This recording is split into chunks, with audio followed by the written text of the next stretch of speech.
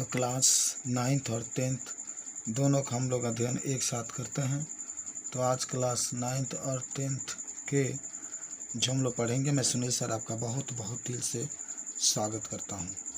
तो आइए शुरू करते हैं। आज हम लोग फ्यूचर, आज जो हम लोग पढ़ने वाले हैं जिसका नाम होगा फ्यूचर इंडेफिनिट टेंस, यहीं से आपको पढ़ना है, जिसका नियम होता है सब्जेक्ट प्लस शैल या विल में से कोई एक प्लस वर्ब का पहला रूप प्लस ऑब्जेक्ट।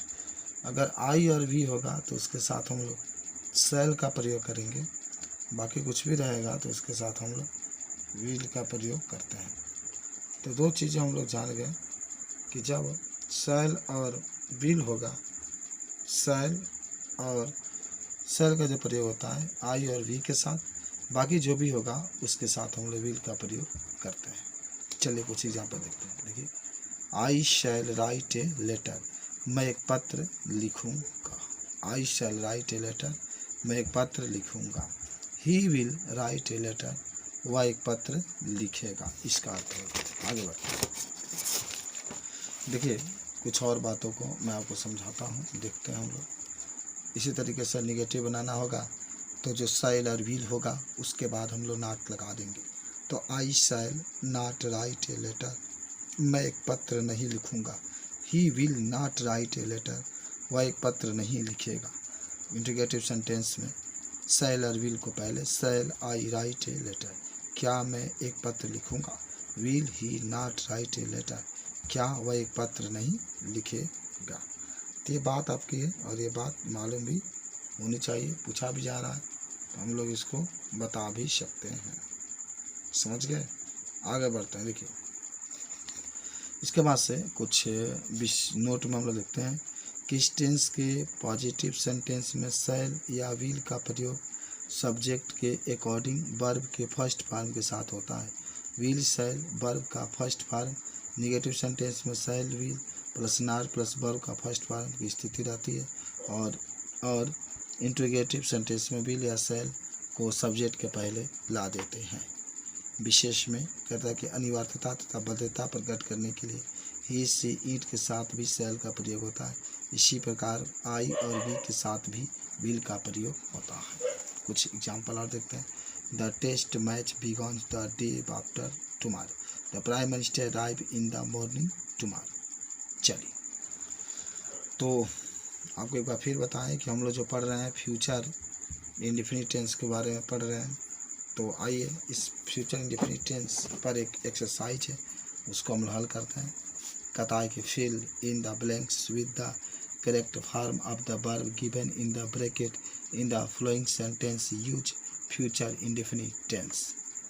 पहला आपका दिया गया रेखा खाली स्थान है, फॉर दिल्ली टुमारो, तो रेखा के साथ आपका विल होगा। किसी भी लड़की के साथ विल का प्रयोग होता है। और स्टार्ट है, जैसे है वैसे ही आपको भर देना।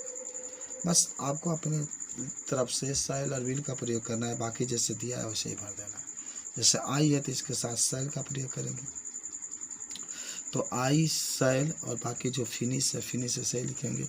आई शैल फिनिश दिस बुक टुमारो, वैसे ही लिख देंगे। तीसरा है the postman will, the postman will और कम सून, वैसे ही लिख देंगे। 4 नंबर है if you work hard you will और सक्सीड डेफिनेटली। और 4 नंबर है if you work hard you, वही बात है, you will succeed definitely. I shall भरेंगे, आई के साथ शैल, तो I shall write a letter to him next day.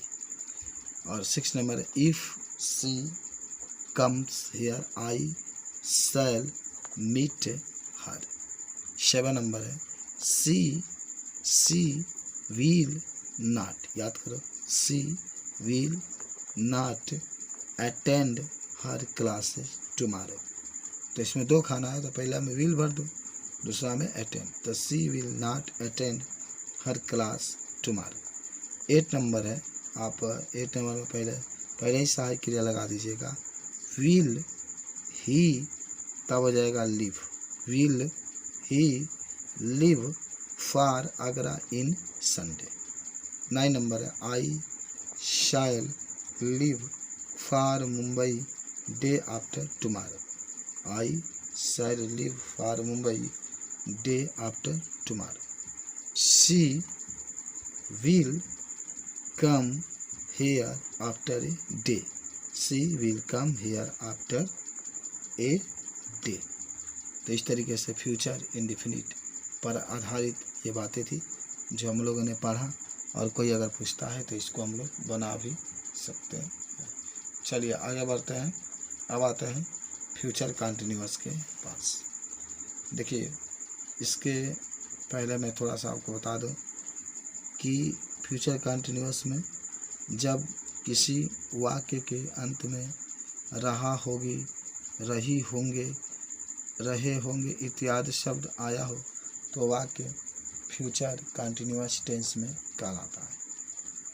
इसके जो बनाने के नियम होता है, सब्जेक्ट होता है प्लस शैल या विल, इसके साथ बी, तब वर्ब में ing प्लस ऑब्जेक्ट होता है। तो जो बनाने के नियम होता है, सब्जेक्ट प्लस शैल या will plus be plus verb में ing प्लस आपका ऑब्जेक्ट होता है। कुछ रीडिंग करते हैं। कहता है कि इस टेंस के वाक्यों से पता चलता है कि भविष्य में कार्य जारी रहेगा किंतु पूर्ण नहीं होगा। इस टेंस में विल, ही, शैल, बी का प्रयोग किए क्रिया के साथ ing फॉर्म लगाकर होता है। वर्ब पैटर्न यानी विल बी या शैल बी प्लस वर्ब में ing प्लस ऑब्जेक्ट। तो नीचे दिया कुछ एग्जांपल देखते हैं कि I shall be writing a letter, मैं एक पत्र लिख रहा हूँगा। बात समझो, I shall be writing a letter, तो मैं एक पत्र लिख रहा हूँगा। उसके बाद से he will be writing a letter, वह एक पत्र लिख रहा होगा। बता दीजिएगा। कुछ और आगे बढ़ते हैं, नेक्स्ट पे चलते हैं। चलिए कुछ और एग्जाम्पल इसमें दिया गया, उस एग्जाम्पल को भी देख लेते हैं। अगर आपको नाट लगाना है तो शैल और बी के बीच में नाट लगाएंगे, यानी जो शैल और विल है इसके बाद से जो बी है इसके बीच में ही नाट लगाता है। तो जी I shall not be writing a letter, मैं एक पत्र नहीं लिख रहा हूँगा। और you will not be writing a letter, आप एक पत्र नहीं लिख रहे होंगे। इंटीग्रेटिव सेंटेंस में shall I be writing a letter, क्या मैं एक पत्र लिखूंगा। Will she not be writing a letter हो जाए। संकेत में कुछ देखते हैं। इस टेंस के पॉजिटिव सेंटेंस में will be, shall be, verb में ing का प्रयोग। निगेटिव सेंटेंस में शैल not B plus verb plus ing का प्रयोग होता है, जबकि इंटीग्रेटिव सेंटेंस में शैल या विल का प्रयोग सब्जेक्ट से पहले होता है। समझ गए? तो आइए आपको एक्सरसाइज हम लोग बनाते हैं फ्यूचर जो कंटिन्यूअस टेंस है उसका। तो fill in the blanks with correct form of the verb given in the bracket in the following sentence, use future continuous tense. I shall भी कुछ करना नहीं है, बस जो कोष्टक में दिया गया उसमें ing लगा कर लिख देना। तो I shall be reading a newspaper, इसमें रीडिंग हो जाएगा और ing जोड़ देंगे। तो वही बात है, I shall be reading a newspaper. I shall be, फिर इसमें जो प्ले है playing chess with my father, playing भर देंगे बस ing लगा करके। दे विल बी, उसके बाद से आपका गो है तो गोइंग हो जाएगा। They will be going to Aligarh with Ram हो जाएगा। 4 नंबर है मोहन विल नॉट बी, उसके बाद से सिंगिंग हो जाएगा, सिंगिंग ए मेलोडियस सॉन्ग। 4 नंबर है 5 नंबर है कि वी शैल बी, और यहाँ पर रीड है तो reading Tagore Gitanjali, we shall be reading Tagore Gitanjali, reading भर देंगे। 6 नंबर है your sister will be cooking food, your sister will be cooking food हो जाएगा। और 7 नंबर है we will the boys not be, और यहाँ पर making a noise in the class, तो will the boy not be making a noise in the class. 8 number है the birds will not B, the birds will not be flying in the sky, flying इसमें आप भर देंगे।